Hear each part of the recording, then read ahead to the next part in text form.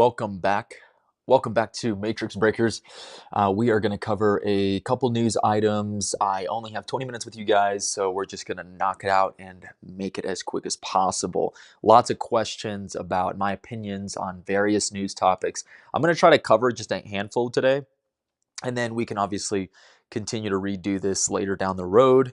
So, hope you're having an awesome start to your day. I would love to start with this drone phenomenon. It seems to me that we are boiling down what this might be. My personal opinion, just to give you a rapid fire approach, is that these are more than likely companies that have private contracts with the government that have a non disclosure agreement. And the reason I say that is because if it's companies doing some of these drones, again, advanced drones and different things, while you are kind of also seeing potentially government run drones that are competing with these company drones. The reason I say that is because when the government sits there and says, we don't know what it is, it's not us, but it's totally safe, it kind of tells you that there's this sort of it's deniability is what it is. Uh, the government's going to say we don't know what's going on because that's not us, and then the private contractors that are actually running these drones are probably just like, cool, we have air cover from the government to do this operation. As to what that operation entails and what the purpose is for it, all I have is speculation, just like you. Can it be, detecting something at night, whatever have you? Maybe. But the fact of the matter is that it is at night gives you this feeling that this is designed to be a mystery. That's what we know for sure. It's designed to be a mystery so that people can just question things and go into a delusion and go into all these different agendas. And we can get into Project Bluebeam and, the fake alien invasion used by, US weapons technology, reverse engineering down to alien craft in order to bring in a world government or a tyranny of some kind. Now, mind you, this is all before Trump gets into office. So everything that you're witnessing, the unfolding of everything, is going to lead to chaos and it's going to disrupt Trump's presidency. That's the whole purpose behind it. It's to get him tied down on all these other issues that they are formulating so that he doesn't implement his own agenda. Or it validates the government existing in the capacity that it exists to serve and protect, or whatever, however you want to look at it. Because the intention of Trump and Doge and Elon Musk and Vivek Ramaswamy and others is to deconstruct the administrative state.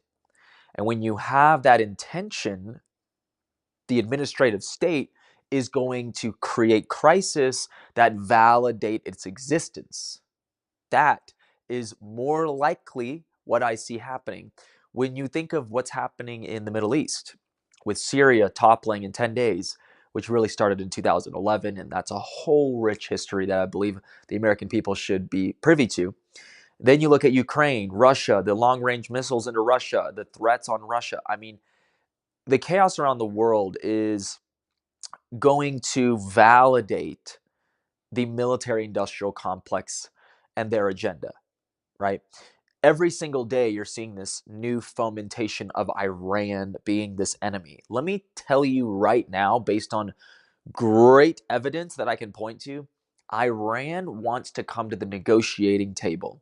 I believe that Iran and the Iranian regime is at a point where they want to have a discussion because they are not doing well domestically. Iran and the Iranian people are no longer agreeing to the tyranny that they exist under right now, the theocracy of this sort of, Hezbollah and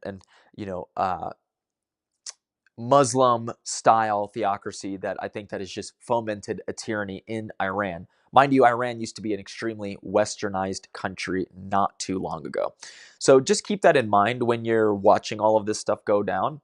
And the drones, especially, again, I just feel like this is probably companies that are they have air cover and deniability from the government, but they are performing some kind of operation to which we don't know exactly what it is. And guess what? We probably fucking won't ever know. That's the key. What happened with, that huge train that blew up in Ohio, like Youngstown, Ohio? Like, no one cares. There was all this speculation, and then the news cycle is so fast that I'm even covering the drones. People are on to other shit already. Like drones, mysterious drones flying in the sky all over America, especially New Jersey. Like, we're already moved on from that. Do you see how quickly the news cycle occurs? So yeah, it's kind of hard to keep up, but ultimately, yeah. So with the Diddy stuff, people need to understand you're going to get all kinds of information. I saw could be an AI photo, don't know, but a photo of LeBron James kissing another guy. Again, thought he was married, thought he had a family. I don't know, like that's kind of insane. But what other footage can start to leak during discovery of a trial on Diddy? I don't fucking know. Apparently a lot. I did think it was funny how lots of celebrities who were involved in Diddy's parties or Diddy's entertainment scene or Diddy's, contracting were endorsing Kamala for president, especially Usher, who was literally on The View saying, I'm not going to endorse anybody. I don't really believe in that. I don't really think I should share my political opinions.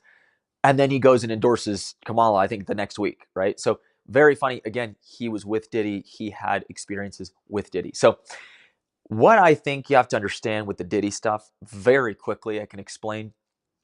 The way a gang initiation works is very telling as to how these larger cartel-like gangs would exist, okay? The gang initiation of a low-level gang in some city like Chicago or something, you are to commit a crime that is known by all other gang members in order to create and establish trust with said gang. Because they know you commit the crime, and then once they know it, they are able to use that as blackmail. It's just a very simple process. They tell you, go to a liquor store and rob the liquor store, right? Got a mask on, no one can identify you. You go in the liquor store, you rob the liquor store. You committed a felony, right? If you go higher up in a gang, like maybe a different gang that's a little more intense, you would need to go into the liquor store, and they tell you need to go to the liquor store, you need to rob the liquor store, and then you need to kill the cashier. Oh, okay. So now you just committed multiple felonies, and now you could go away for life, right? So that blackmail is more powerful if the gang knows it, and you were to ever turn on the gang for any reason or become a rat, right? They would, in essence, use that blackmail to prosecute you and put you in prison. That's that's what it's a trust thing. It bonds the gang members together because they all collectively commit crime, and by their crime and their criminal activity, they trust one another because if one goes, they all go. It's kind of how that rolls. When you look at the criminal gang that is globalists and large bank cartels, right? Things of that nature, very high up. You got this top of the pyramid, which is the bank cartels. Like they run the World Bank, the International Monetary Fund, the Federal Reserve. Those large cartel owning banksters, those are the biggest gang or cartel that you would know.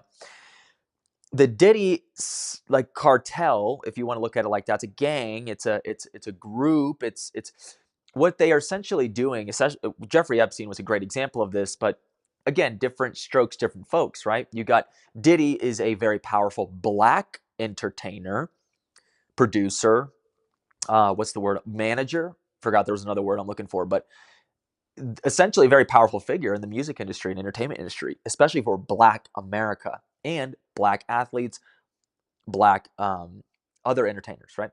So and multiple people, obviously, of all colors. It's just to you have to recognize that these power structures implement these kinds of cartels, these kinds of initiations that establish blackmail within a group of people.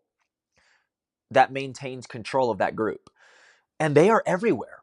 Jeffrey Epstein was kind of higher up and dealt with financing and a lot of politicians, right? Politicians, financiers, bankers, there was a good, exchange. And Jeffrey Epstein himself, was double dipping, right? He was Mossad agent, he was CIA, he was working for the American government, the British government, the Israeli government. I mean, this guy, he kind of had dirt on everybody, and it sort of equalized all the countries. And so he needed to be taken out. There was just, at some point, you dissolve these things and then you use that blackmail. Now, obviously, tons of people would love to use that blackmail on all these celebrities and entertainers, right? So I think it's just a fascinating situation going on and developing. But you have to understand, whatever you end up seeing coming out, you're designed to see that. They are outing certain individuals.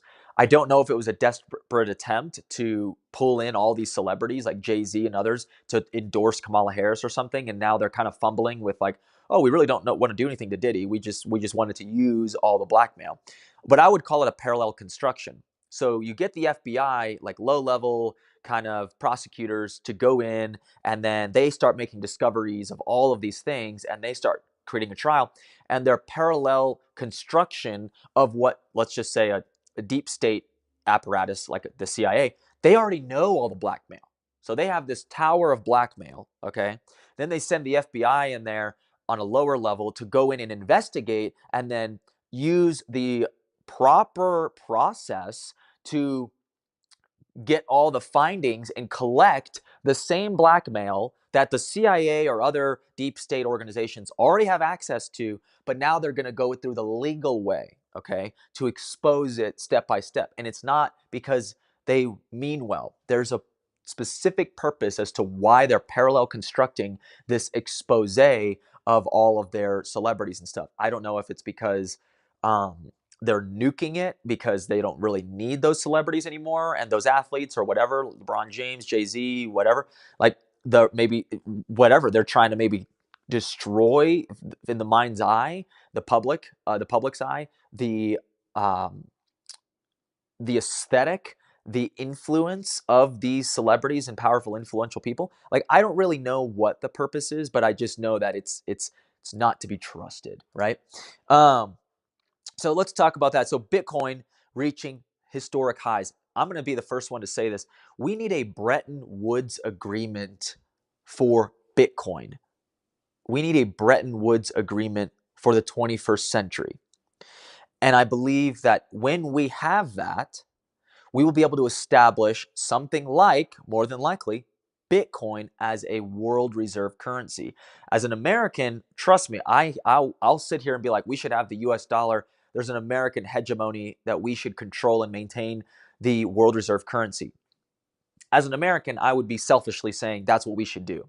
But if I was thinking as an international man, I would say the right thing to do would probably use Bitcoin or some form of decided currency, or take the US dollar and back it by gold and have gold be a reserve currency. We just need a new monetary policy. The monetary policy that we have currently is commonly referred to as modern monetary theory. And that's the idea that we can continue to print money at the Federal Reserve that then loans it to the US Treasury, that then uses it in their fucking retarded ways that they use in the spending bills. You're watching this in Congress right now. But they spend all this money in the most ridiculous ways. Hopefully Doge cleans that up and does something about it. And yeah, we do that. And that's the way our monetary system works, where we take money from fiat, literally backed by nothing, by the way. The Federal Reserve just types out whatever number Congress comes up with as to how much money they'll need as a loan. And then the Federal Reserve just types into a screen and sends it over there, and then charges interest on behalf of this fake fiat currency the Federal Reserve just created out of thin air. So we live in a very broken monetary system. And so, abso-freaking-lutely, we are in desperate need of a Bretton Woods agreement of the 21st century, where we can come together as all nations. Look at what BRICS is doing. BRICS is already doing that.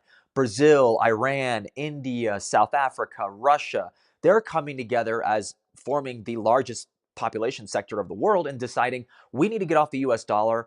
US politicians have gone rogue. They're insane. They're Joe Biden, they're stupid as fuck. They're literally old and decrepit. They don't know what they're doing. They have this worldview that is way back in the fucking past, a broken worldview, and they're using the US dollar as a weapon system against countries that may, be out of line. However, to use it as a weapon system proves that if we're using it as a weapon system to one country, other countries are going to sit there and be like, we think we're next, right? Or we could be next if we come out of favor of the US government. And then the US government is run by complete insane asylum people who are degenerates from a very established and incredibly innovative crowd of people who came outside of World War II, who established the Bretton Woods Agreement, put the US dollar as the world reserve currency. And being that America created the atomic weapon, we could have been an empire. By creating the atomic weapon and dropping it on Japan, America could have just taken over the whole world. We could have been an empire and said, hey, we have atomic weapons. We will threaten you, the world, to come under our control. America could be literally the entire world right now. If America had that mindset. But no, what did we do instead? We took Germany and we took Japan and we made favorable trade agreements where they could tariff all of our products coming in there, and we would supply very little to no tariffs on their products coming into the United States so that we can help rebuild their economy. And this is where, again, I guess Trump comes in and we question, why are we doing that still? Why is that policy still in place? The Japanese economy is fine. Now, they don't get to have a military because we defeated them in World War II, and that's a part of our agreement. They don't get to build up a military again because they're not to be trusted. Kind of funny, but Japanese people, I was just there. I don't think it's a threat anymore. Actually, it's in decline in many ways because of their birth rate. But you look at Japan and you look at Germany being the most powerful country in Europe. Isn't that nuts? It went from being destroyed, divided, Berlin Wall, Russia, the Soviet Union, and then US and a British interest coming in, dividing the country, destroying it, splitting the economy in two, and then boom, Berlin Wall falls. Then now it's crazy what Germany has done in the last 30 years. Rebuilding their entire economy, becoming the most powerful in Europe. So anyways, I'm going through this. My computer actually might die. Lots of people asking about the CEO assassination.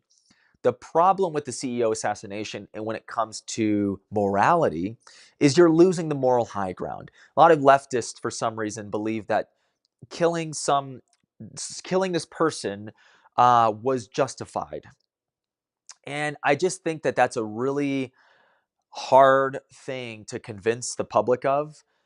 There are really good and creative ways to expose corruption, and there is no doubt that there is corruption in the healthcare industry, especially health insurance, and not insuring people, not covering people. And then the whole thing in general is fucked up. Even if healthcare was free, it's sick care, as we know on this podcast very well.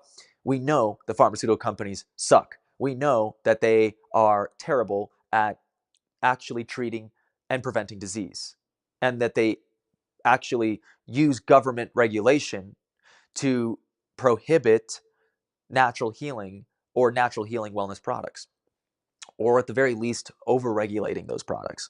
So while that is all true, killing somebody gives these healthcare companies and the whole institution itself validation for its existence, and there's all this sympathy towards it. It doesn't create, I don't think, the correct messaging and agenda for what I believe is true corruption and exposing it. So it just, my opinion of it is just, it's not wise. I don't know if that CEO was really doing anything in particular. Maybe he was in charge of something in particular that dealt with this person and or people in general that wouldn't cover certain illnesses or surgeries or life-threatening diseases or whatever. I'm not exactly sure, and I'm not into all the details of it. I do believe it does bring awareness to what's going on, but that kid is, he's gonna rot in jail. Like he sacrificed his life in a way, his known life, to kill somebody who I believe was just a regular peon. It's like it sounds horrible, but it's like killing Joe Biden.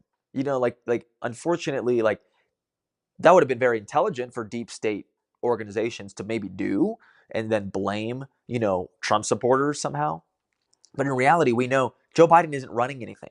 Joe Biden isn't actually in control. It is the apparatus, the administrative state that exists in the executive branch as a part of the executive branch that needs to be broken up that runs the country, right? Runs all those wars over there rampant, no congressional approval, sending these billions of dollars in Ukraine. I mean, technically, I guess Congress did approve some of that, but it's like taking the executive branch and turning it into this fourth branch of government on its own, unelected. We get into that later, but you could see potentially how Doge would be a great fit for that.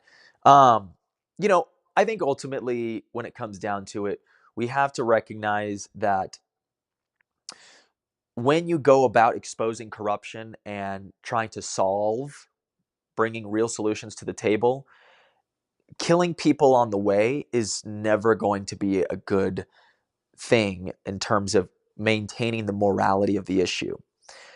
That is why it is important that Joe Biden, Kamala Harris, or whoever, Nancy Pelosi, like all those people are protected and they live a long and healthy life. That's what I pray for. It is important because we have to expose them. We do not want to martyr them and make them more powerful than when they were alive. Okay. No martyrs. All right. We expose and we prosecute. That's it, and follow the letter of the law. And with that, we should essentially get what we deserve as a society, which is a rebuilding of America and a destruction of the administrative state and the corruption. It's a big ask, and I still can't see it all happening uh, based on current trajectory. But I could, my mind could change. So I appreciate you guys tuning in. Just wanted to give you guys a news roundup, and hope you have a great rest of your day. Peace.